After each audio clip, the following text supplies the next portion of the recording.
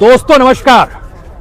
दोस्तों, गांव अगर शहर में उठकर आ जाए और शहर से अगर बार बार इस देश के विकास का जिक्र होता हो, इस देश के गांव को खत्म कर शहरों में तब्दील करने का जिक्र होता हो, और अगर गांव शहर में आ गया तो उसके बाद सरकार के आंकड़े कहते हैं कि हर दिन तकरीबन 3.5 करोड़ का नुकसान हो रहा है। जी, 67 दिन को जोड़ दीजिएगा तो तकरीबन 20 से 25 हजार करोड़ की स्थिति में आकर टिक जाएगा। क्या वाकई इतना नुकसान हो गया?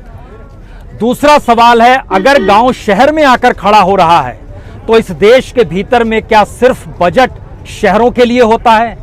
इस देश में पूरा बजट क्या इंडस्ट्री और सर्विस सेक्टर के लिए होता है? आज जिक्र इसलिए महत्वपूर्ण है क्योंकि कल बजट आ रहा है और हमें लगता है कि आज गाजीपुर के बॉर्डर पर इस तरीके से जो घर बने हुए हैं, जो मकान बने हुए हैं, जो झोपड़ियां बनी हुई हैं, जो तिरपाल सजे हुए हैं, उसके भीतर जब झांकिएगा तो एक उम्मीद और एक आस खुद के आंदोलन को लेकर इसलिए तेज हो चली है क्योंकि इन्हें लगने लगा है कि किसानों के साथ समूचा देश आज नहीं तो कल खड़ा हो ही जाएगा। और यह स्थिति कोई विकट भी नहीं है कि किसानों के साथ देश खड़ा ना हो। उसकी 2-3 वजहें हैं। पहली वजह यह है कि क्या लोकतंत्र के पाए चरमराने लगे हैं? क्या लोकतंत्र पर निगरानी रखने वाला मीडिया दरअसल बहक चुका है, वो सत्तानुकूल हो चुका है? इन दोनों सवालों के अक्स तले आज कई बातों को ध्यान दीजिएगा। इस देश के भीतर में इंफ्रास्ट्रक्चर को लेकर कितनी जमीन किसानों की ली जाती है? इस देश के भीतर में जो सड़क बनती है, जिस सड़क पर हम मौजूद हैं, ये NH-24 है। ये बीते 65 दिनों से डिस्टर्ब है, बंद है, कई बार पूरी तरह बंद है। इस इलाके में इंटरनेट सेवा बंद कर दी गई है।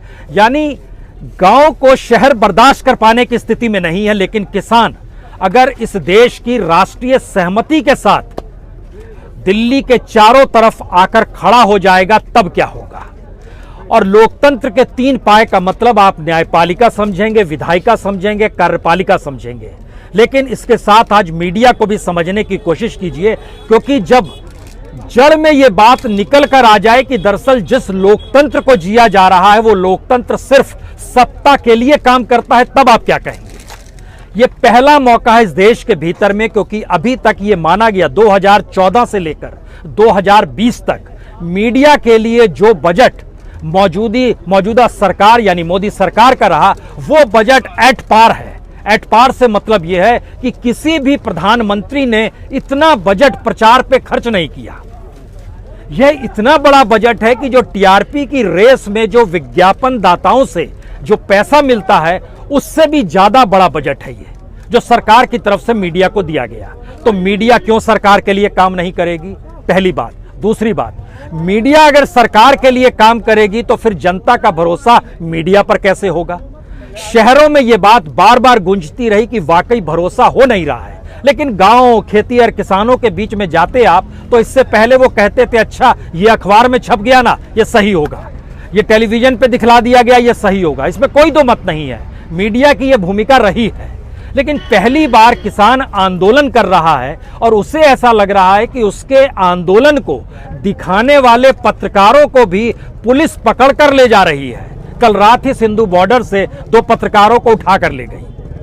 अगर यह लगने लगा है कि किसी भी पत्रकार की रिपोर्टिंग अगर इस तर्ज पे होती है जहां वो गवर्नेंस पर उंगली उठा दे, पुलिस प्रशासन के कामकाज पर उंगली उठा दे, या फिर सुप्रीम कोर्ट जब कह देता है कि आप आंदोलन कीजिए और वहां पर बिजली पानी काट दी जाती है, तो यह पूरी तरीके से ह्यूमन राइट वायलेशन है, जिसका जिक्र कॉन्स्टिट्यूशन में भी और जिसका जिक्र यूनाइटेड नेशन के चार्टर में भी है।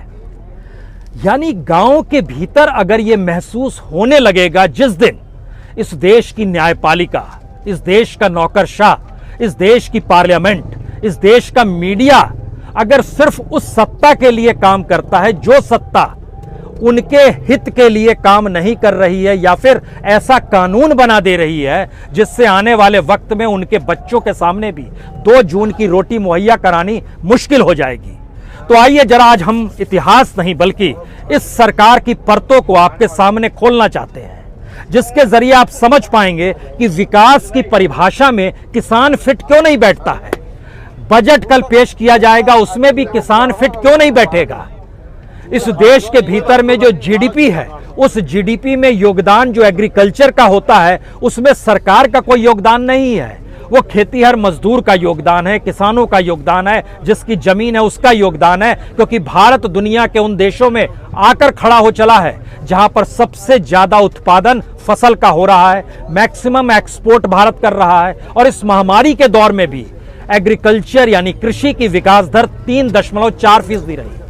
अब आप अनूठा सच देखिए, एग्रीकल्चर की विकास दर 3.4 महामारी के दौर में भी थी और महामारी अब खत्म हो रही है तो सरकार का इकोनॉमिक सर्वे कहता है कि आने वाले वक्त में भी कृषि की विकास दर 3.4% रहेगी। यानी कोई सहयोग सरकार के पैकेज, कोई सहयोग सरकार का बजट और सरकार जो कानूनों को बनाती है उसका असर कृषि विकास दर पे नहीं पड़ता है। उसका असर इस देश में इंडस्ट्री पर पड़ता है, उसका असर इस देश में सर्विस सेक्टर पर पड़ता है। जो महामारी का दौर था वो एग्रीकल्चर को अगर छोड़ दीजिए यानी खेती को छोड़ दीजिए तो हर सेक्टर नेगेटिव में था। नेगेटिव का मतलब होता है कि आप नीचे चले गए। नीचे जाने का मतलब होता है इस देश में बेरोजगारी बड़ी हो गई। नीचे जाने का मतलब होता है उत्पादन नहीं हो पा रहा है। नीचे जाने का मतलब होता है एक्सपोर्ट नहीं हो पा रहा है। नीचे जाने का मतलब होता है जो कर्मचारी जहां काम कर पा रहे हैं उनके लिए पैसा मुहैया कैसे होगा, यह भी स्थिति नाजुक हो गई। लेकिन एग्रीकल्चर एकमात्र क्षेत्र रहा जिसकी विकास दर पॉजिटिव में रही और सरकार के बजट और इकोनॉमिक सर्वे के बाद भी वह उसी दिशा में रहेगी। तो सरकार का योगदान क्या हुआ? सरकार का योगदान एग्रीकल्चर को लेकर शून्य रहा। क्योंकि सरकार के आंकड़ों को आज जरा देखना शुरू कीजिए। ये आंकड़े इसलिए बड़े महत्वपूर्ण हैं क्योंकि किसानों की जमीन पर ही समूचा इंफ्रास्ट्रक्चर खड़ा होता है। सरकार ने एक नेशनल इंफ्रास्ट्रक्चर पाइपलाइन क्रिएट किया 2019 में। यह कहकर किया कि हमारे पास इतना पैसा है, 2020 से लेकर 2025 तक हम इतना पैसा देंगे। एग्रीकल्चर से जुड़े हुए हम सिर्फ एक इरिगेशन यानी सिंचाई का आपको डाटा बतलाते हैं। खुद सरकार ने कहा, मोदी सरकार ने कहा, देश के फाइनेंस मिनिस्टर ने कहा कि इरिगेशन पर हर साल 1,49,000 करोड़ रुपया खर्च किया जाएगा और इस देश के भीतर में किसानों को कोई सिंचाई में दुविधा ना हो, 2025 तक टारगेट पूरा कर लिया जाएगा। सुनने में कितना अच्छा लगता है, लेकिन 2019 के बाद 2020 का फाइनेंशियल ईयर आया। सरकार को खर्च करने थे लगभग 1.5 लाख करोड़ रुपया, सरकार ने खर्च किया 1,10,000 करोड़ रुपया, 40,000 कम हो गया। दूसरा बरस शुरू हुआ, सरकार ने खर्च किया 1,02,000 करोड़ रुपए, लगभग 48,000 करोड़ रुपया खर्च कम हो गया। यह स्थिति धीरे धीरे होती क्या है, इस सिंचाई को लेकर भी जब आप इसका एनालिसिस कीजिएगा तो आपको पता चलेगा सिंचाई का पैसा वह शिफ्ट हो जाता है जो सब्सिडी दी जाती है बीज को लेकर, फर्टिलाइजर को लेकर, बिजली को लेकर, उसको भी सिंचाई के बजट से जोड़ दिया जाता है। यानी किसानों को जो बिजली दी जाती है सब्सिडाइज रेट पर, वह बजट में इरिगेशन के साथ जुड़ा होता है। पहली बात यह है। दूसरी बात, किसानों को बिजली क्यों चाहिए? किसानों को बिजली इसलिए चाहिए क्योंकि जमीन के नीचे पानी नहीं है। कैसे सिंचाई करेंगे? वहां पर बोरवेल चाहिए, वहां पर उसको अंदर पे ले जाना है, उसके लिए डीजल का कीमत महंगी हो गई, बिजली आप नहीं दे रहे हैं। दुनिया के किसी भी देश में भूजल जब नीचे चला जाता है तो स्टेट का पूरा बजट उसके लिए अतिरिक्त तौर पर क्रिएट किया जाता है जिससे किसान खेती करते रहे। यह एक दूसरा सच है। तीसरा सच, इस दौर में जितने भी प्रोजेक्ट सरकार लेकर आई, वह प्रोजेक्ट जिसके जरिए किसानों से खेती ली गई, किसान कुछ बहुत खुश हो जाते हैं कि उनको मुआवजा मिल गया, कुछ किसान बहुत खुश हो जाते हैं कि बाजार भाव से जमीन सरकार ले रही है। हम आपको एक और आंकड़ा, सरकारी आंकड़ा ही बतलाते हैं जिससे आप समझ पाएंगे इस देश के भीतर में कितने प्रोजेक्ट रुके पड़े हैं। किसानों को मुआवजा दे दिया गया, लेकिन धीरे धीरे स्थिति ऐसी होती चली गई कि किसान के पास पैसा है तो वो क्या करे? कुछ दिनों के बाद पैसा खत्म हो जाएगा। जमीन रहती तो फसल उपजाता तो एक कीमत मिलते रहती, और एमएसपी का जिक्र जब होता है तो होता है कम से कम न्यूनतम मूल्य तो मिल ही जाता। लेकिन जब 4 गुना ज्यादा मुआवजा का जिक्र इस देश के भीतर में भूमि अधिग्रहण से शुरू हुआ, इस देश के भीतर में लगभग 3 लाख हेक्टेयर जमीन किसानों से जो ली गई वह आज भी किसी न किसी प्रोजेक्ट में अटकी पड़ी है। कुछ उदाहरण हम आपको जैसे देते हैं। उदाहरण देने से पहले एक चीज़ और बताते हैं। जहां पर हम हैं वहां से बहुत ज़्यादा दूर नहीं, तकरीबन 50-60 किलोमीटर की दूरी पर जेवर का इलाका है, जहां पे हवाई अड्डा बन रहा है। वहां पर 2 स्ट्रिप्स बन चुकी है, एक तीसरी स्ट्रिप चाहिए। तीसरी स्ट्रिप के लिए लगभग 7 गांव चूज किए गए हैं कि इनके किसानों की हम जमीन ले लेंगे, उन किसानों को बाजार मूल्य से ज़्यादा मुआवजा भी दे देंगे। चलिए यह भी ठीक है। जो 2 स्ट्रिप थी उसमें लगभग 27 गांव के किसानों की जमीन ले ली गई। उन 27 गांव के किसानों को जब मुआवजे में पैसा मिला, उन्होंने क्या किया? कुछ ने मकान पक्का करा लिया, कुछ ने कोई गाड़ी खरीद ली, कुछ ने शानदार जीवन जी लिया। आज की स्थिति यह है कि उन 27 गांव में से लगभग 60% किसानों से मिलिएगा तो उनको समझ नहीं आ रहा है कि आगे जिंदगी कैसे चलेगी। यानी सरकार प्रोजेक्ट्स के लिए किसानों को मुआवजा चाहे दे दे, और वो प्रोजेक्ट्स चाहे आने वाले वक्त में जिसके लिए भी काम आए, और तकरीबन 1365 हेक्टेयर जमीन जब ले ली जाएगी तो इन 7 गांवों के जितने भी लोग होंगे जिनकी जमीन इसमें चली जाएगी, तत्काल में मुआवजा मिलेगा। लेकिन आज की स्थिति क्या है? महंगाई दर 9% के पार, बैंक में इंटरेस्ट रेट 3% भी नहीं मिलता है। महंगाई जो बढ़ रही है वो इस रफ्तार से बढ़ रही है कि आप अगर बैंक में पैसा जमा करेंगे वह भी कम होता चला जाएगा। यहां से दूसरा सवाल निकलता है, किस डेवलपमेंट का जिक्र हो रहा है और किस सुधार का जिक्र हो रहा है, रिफॉर्म का जिक्र हो रहा है। यानी कृषि सुधार का जिक्र जो किया जा रहा है उसके मतलब क्या, उसका लाभ किसको मिलेगा?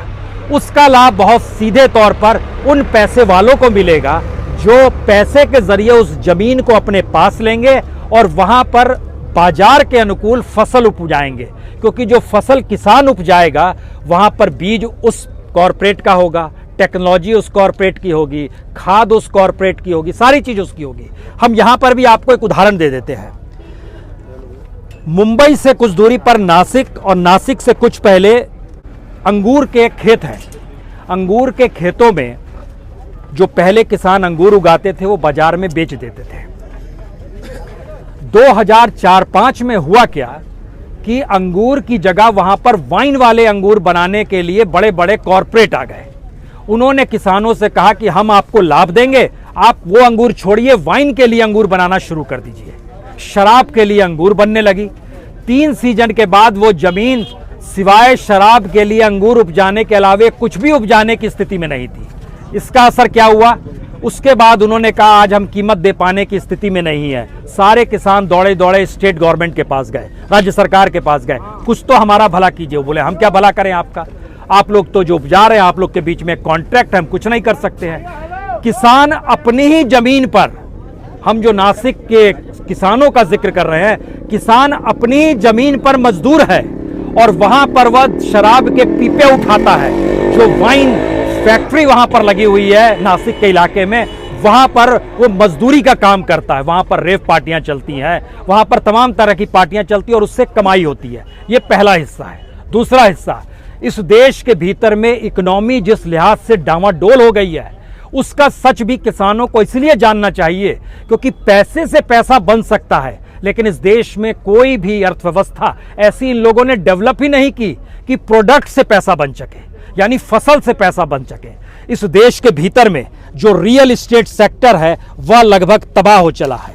उस तबाही की स्थिति का एक आंकड़ा आपको बतला देते हैं। इस देश में लगभग 5,02,340 घर ऐसे हैं जो खाली पड़े हैं। जिस जमीन पर यह रियल एस्टेट ने अपने आप को खड़ा किया उसमें लगभग 1,80,000 हेक्टेयर जमीन खेती की है, और 1,80,000 हेक्टेयर में जितनी खेती होती है उस खेती के एमएसपी को भी सरकार देने को तैयार नहीं है। लेकिन 1,80,000 हेक्टेयर जमीन पर जो रियल एस्टेट खड़ा हो गया उसका जब एनालिसिस आप करना शुरू कीजिएगा तो आपको जानकर हैरत होगी। जो एमएसपी की कीमत है 1,868 रुपए मान लीजिए धान के, 1,925 रुपए गेहूं के, इसको आप 10 से गुना कर दीजिए। रियल एस्टेट वहां जब आता है तो इससे 10 गुना ज्यादा वो कमा के चला जाता है। जमीन किसकी थी? किसान की थी। उस पे पैसा दिया गया, सरकार ने कहा अरे दीजिए आप, रियल एस्टेट यहां पर बनेगा, कोई इंफ्रास्ट्रक्चर बनेगा। इस देश के भीतर में किसानों की जमीन लगभग बीते 6 बरस में, सिर्फ 6 बरस में, 2014 के बाद से हम जिक्र आपसे कर रहे हैं, तब से लेकर अब तक इस देश में लगभग समूचे देश की जो एग्रीकल्चर लैंड है उसका लगभग 0.89% शिफ्ट किया गया है। और 21वीं सदी में यानी 2000 से लेकर अगर 2020 तक आइएगा तो वो एवरेज चलता था 0.25% एग्रीकल्चर लैंड जो शिफ्ट किया गया इंडस्ट्री को, रियल एस्टेट को। फिर नया संकट आ गया। यानी 2 तरीके से काम होंगे। पहला तरीका, इस देश के भीतर में जो किसान अपनी जमीन पर मजदूर हो जाए और कॉरपोरेट जो कहे उसकी फसल उपजाए, पहले 2-3 फसल में उसको लाभ दे दिया जाएगा, तीसरी बार से वो गुलाम हो जाएगा। दूसरी स्थिति, किसानों की जमीन को ही खरीदार के तौर पर आने वाले वक्त में कॉरपोरेट मौजूद होगा। इस कानून के अक्स तले जो कृषि सुधार का जो पूरा भभका खड़ा किया गया है, मेरे ख्याल से वह इस तिरपाल वाले घर से भी बुरी हालत में किसानों को किसान के घर पे ले आएगा। और इसके लिए आपको बहुत दूर जाने की जरूरत नहीं है। इस देश के भीतर में कई राज्यों में कॉन्ट्रैक्ट फार्मिंग हो रही है, कई राज्यों में कॉन्ट्रैक्ट फार्मिंग हुई है। उसमें भी जो डेवलप राज्य है उसमें 2 राज्यों का नाम लेते हैं, कर्नाटक है और दूसरा महाराष्ट्र है। महाराष्ट्र पहले नंबर पर आता है जहां पर सबसे ज्यादा किसान खुदकुशी कर लेता है। कर्नाटक पहले नंबर पर आता है जहां पर शहरी किसान जो मजदूर के तौर पर गांव छोड़कर शहर आ गया वो सबसे ज्यादा गरीब है। यूनाइटेड नेशन की रिपोर्ट बतलाती है कि महाराष्ट्र और कर्नाटक 2 ऐसे राज्य हैं जहां पर दुनिया के सबसे ज्यादा गरीब शहरी लोग रहते हैं। आप कल्पना कर पा रहे हैं, भारत की 5 ट्रिलियन का सपना देखा जाता है। मोदी सरकार मान लीजिए जिक्र करती है हमारी जीडीपी इतनी बढ़ जाएगी, उस जीडीपी की इकोनॉमी में एग्रीकल्चर का कोई स्थान नहीं है। लेकिन एग्रीकल्चर से जुड़े हुए किसानों ने अगर तय कर लिया कि इस देश में अपनी जमीन नहीं देंगे, तो फिर यकीन जानिए इस देश की इकोनॉमी में आपको अपने बजट और अपने सिस्टम में किसानों को भी जोड़ना होगा और एग्रीकल्चर को भी जोड़ना होगा। क्योंकि इसका एक और सच है, इसका सबसे बड़ा दूसरा सच देखिए, इस देश के भीतर में जो सड़क बनानी है, जो रेलवे पे काम होना है, उसका भी एक बजट 5 साल का सरकार ने निकाल के दिया। सड़क के लिए कहा गया कि हम लोग हर साल जो है लगभग 3,40,000 करोड़ रुपए खर्च करेंगे। सरकार के पास पैसा नहीं है। 2020 में वो सिर्फ 2,60,000 करोड़ रुपए दे पाए, 2021 में 2,83,000 करोड़। यानी देखिए जो बता रहे हैं उतना पैसा सरकार नहीं दे पा रही है। रेलवे पर कहा गया 2,28,000 करोड़ रुपए हर साल ईयर बाय ईयर 2025 तक खर्च करेंगे और फिर रेलवे तो जनता की शानदार हो जाएगी। जैसे सड़क जनता की शानदार हो जाएगी उसी तरह रेलवे भी शानदार हो जाएगी। उसका सरकार का बजट इकोनॉमिक सर्वे में निकल कर आया कि 2019 में लगभग 50% दे पाए, 2020 में लगभग 52% पैसा दे पाए, बाकी पैसा दे पाने की स्थिति में सरकार नहीं थी। और ये कमोवेश हर जगह। और जब हम एनसीआर के इलाके में, ये नोएडा और गाजियाबाद के बीच का हिस्सा है, एक लिहाज से आप समझिए, इसको स्मार्ट सिटी के तौर पर भी रखा गया है। आपको जानकर यह भी हैरत होगी, जो स्मार्ट सिटी का बजट है वह बजट भी ग्रामीण बजट का शिफ्ट हो जाता है। एग्रीकल्चर की इकोनॉमी शिफ्ट हो जाती है, किसानों के हक शिफ्ट हो जाते हैं और उसके जरिए स्मार्ट सिटी का सपना दिखाया जाता है। और स्मार्ट सिटी का मतलब क्या है? दुनिया भर में स्मार्ट सिटी का जो मतलब है, भारत में स्मार्ट सिटी का मतलब अभी भी सिर्फ पानी और बिजली और सड़क ही है। यानी बेसिक चीजों की लड़ाई इस देश में शहर लड़ रहे हैं और गांव को सपना दिखाया जाता है कि आप अगर इन 3 कानूनों के जरिए देश के किसी भी हिस्से में चले जाइए, आप अपनी फसल बेच सकते हैं। यह कुछ ऐसा ही है जिस देश के भीतर में एक ड्राइवर की नौकरी ना हो और सरकार कहे हमने सबको पायलट का लाइसेंस दे दिया है, अब आप हवाई जहाज चला सकते हैं। इम्पॉसिबल सी चीज है, ये कैसे संभव है? इसीलिए अब अगला सवाल है, क्या इस देश के भीतर में किसानों की सहमति के साथ राष्ट्रीय सहमति बनेगी?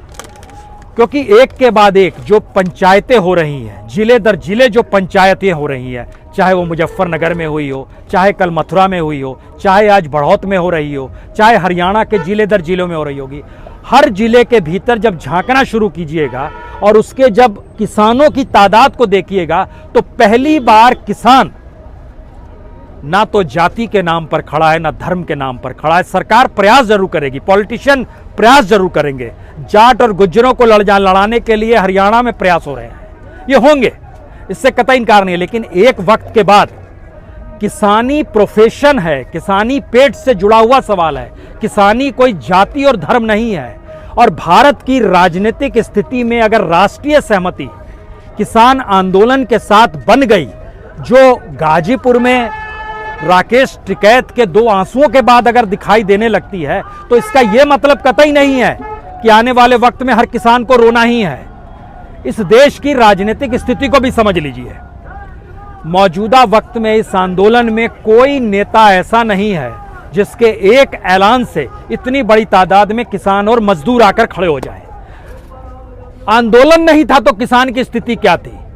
किसानों की छोड़ दीजिए, जो किसान नेता भी बनना चाहते थे उनकी क्या स्थिति थी? राकेश टिकैत का ही जिक्र कर लीजिए। राकेश टिकैत 2014 में अमरोहा से चुनाव लड़ते हैं, उनको कितने वोट मिलते हैं? सिर्फ 9000 वोट मिलते हैं।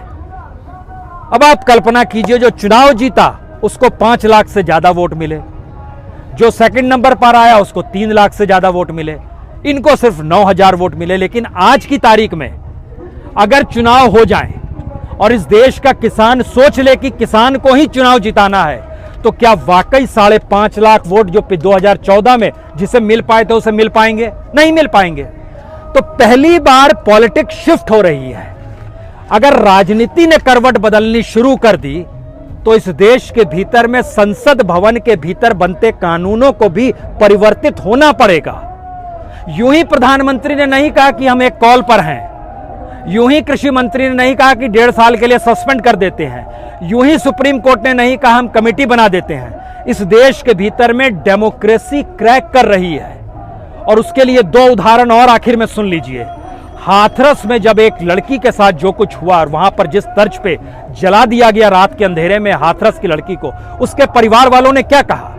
उन्होंने कहा हमको सीबीआई जांच नहीं चाहिए, हमें सुप्रीम कोर्ट के किसी जज के साथ एक कमेटी का निर्माण कीजिए, उस पर भरोसा है। यानी सीबीआई पर भरोसा नहीं रहा। सीबीआई देश की प्रीमियर संस्था, जांच करने वाली संस्था। उसके बाद किसान आंदोलन में आइए, किसानों को लेकर सुप्रीम कोर्ट ने कहा हम कमेटी बनाते हैं, किसानों ने कहा कोई भरोसा नहीं है। सुप्रीम कोर्ट कह रहा है हाथरस तक इस देश के वह इंस्टीट्यूशन डूबे हुए नजर आते थे जिसमें न्यायपालिका शामिल नहीं थी।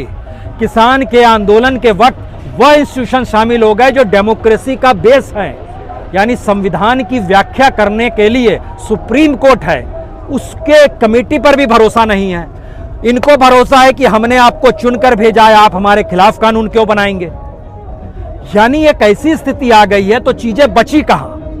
पार्लियामेंट में मनमर्जी हो रही है, सुप्रीम कोर्ट सत्ता के लिए पैरवी कर रहा है, नौकरशाही पूरी तरीके से सत्ता के लिए काम करने लगी।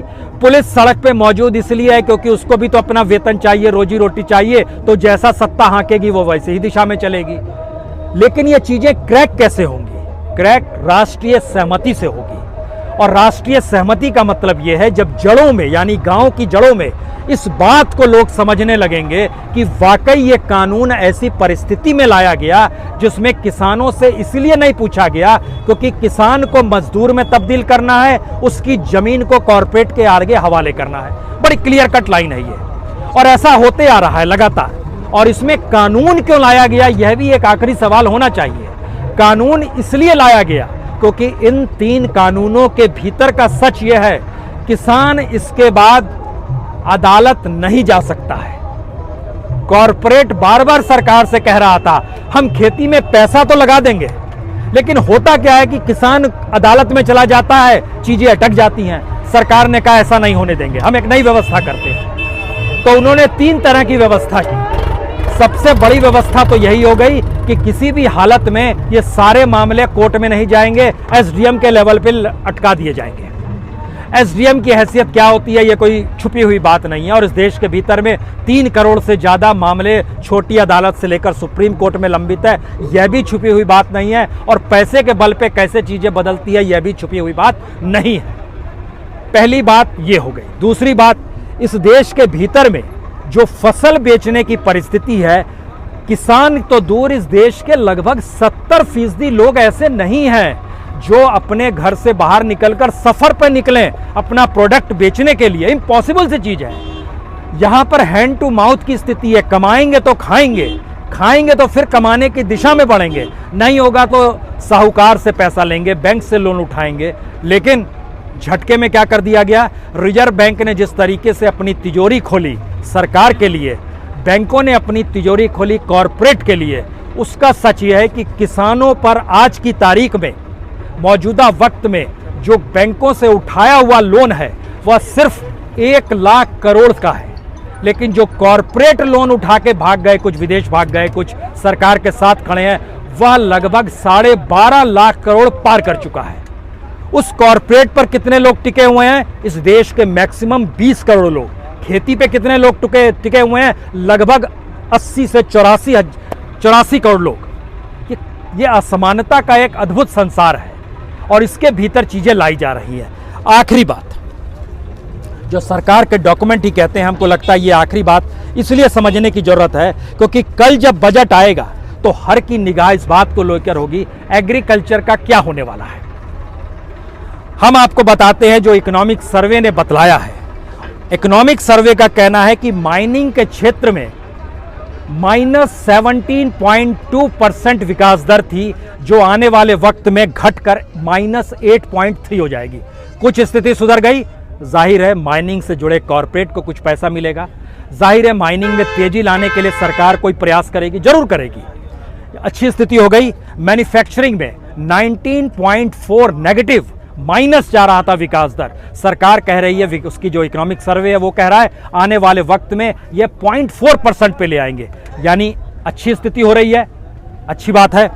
कंस्ट्रक्शन जो -30.4% पे था वह अच्छी स्थिति में होकर 4.4% पे आ जाएगा, यह भी अच्छी बात है। सारी बातें अच्छी है, लेकिन एग्रीकल्चर में सुधार क्यों नहीं होगा?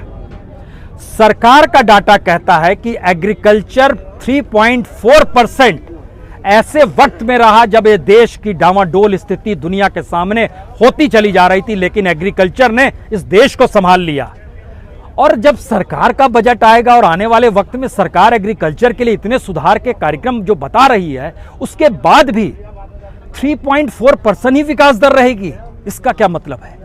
इसका मतलब यह है कि जो एग्रीकल्चर की इकोनॉमी है वो अलग अलग माध्यमों से कैसे शिफ्ट की जाए और दूसरे माध्यमों को डेवलप किया जाए और एग्रीकल्चर को सरकार के ऊपर नहीं कॉरपोरेट पर निर्भर बनाते हुए उस कॉरपोरेट से पैसा टैक्स के तौर पर लें, पार्टी फंड के नाम पर लें, या जो शब्द आपको देना है वो बॉन्ड खरीद ले, इलेक्ट्रल बॉन्ड खरीद ले, जो भी कहना है कह दीजिए। लेकिन एग्रीकल्चर की इकोनॉमी कैसे शिफ्ट होगी? क्योंकि अनूठा सच ये है इस देश का, 48% जीडीपी में अगर इस देश के ग्रामीण भारत का हाथ है तो एग्रीकल्चर ने इस देश के समूचे अनऑर्गेनाइज सेक्टर को संभाला हुआ है। और दुनिया भर की रिपोर्ट, चाहे वो हार्वर्ड यूनिवर्सिटी की रिपोर्ट हो, MIT की रिपोर्ट हो या यूनाइटेड नेशन की रिपोर्ट हो, उसका बहुत साफ कहना है कि भारत में जिस दिन एग्रीकल्चर खत्म हो गया और एग्रीकल्चर इकोनॉमी पे टिके हुए लोगों की परिस्थिति जो है, कोई सामाजिक सुरक्षा इनको नहीं मिल पाएगी। इसीलिए इन 3 कानूनों का समर्थन करते हुए इंटरनेशनल मॉनेटरी फंड यानी IMF ने भी कल ये कह दिया, कानून तो बहुत शानदार है लेकिन सरकार थोड़ा ध्यान रखे, सामाजिक सुरक्षा उनको मिल जाए। वह तो मान लीजिए अमेरिका में बैठे हुए हैं, भारत के भीतर का सच क्या है? एक आंदोलन करने के लिए सड़क पर बिजली और पानी तक काटने की स्थिति में जब सरकारें आने लगी हो और एक दूसरी सरकार से गुहार लगानी करनी पड़ती हो आंदोलनकारियों की, तब इसके मतलब बहुत साफ हैं कि इस देश की राजनीतिक परिस्थितियों में और लोकतंत्र की परिभाषा को बदलने की दिशा में ये आंदोलन बढ़ चला है।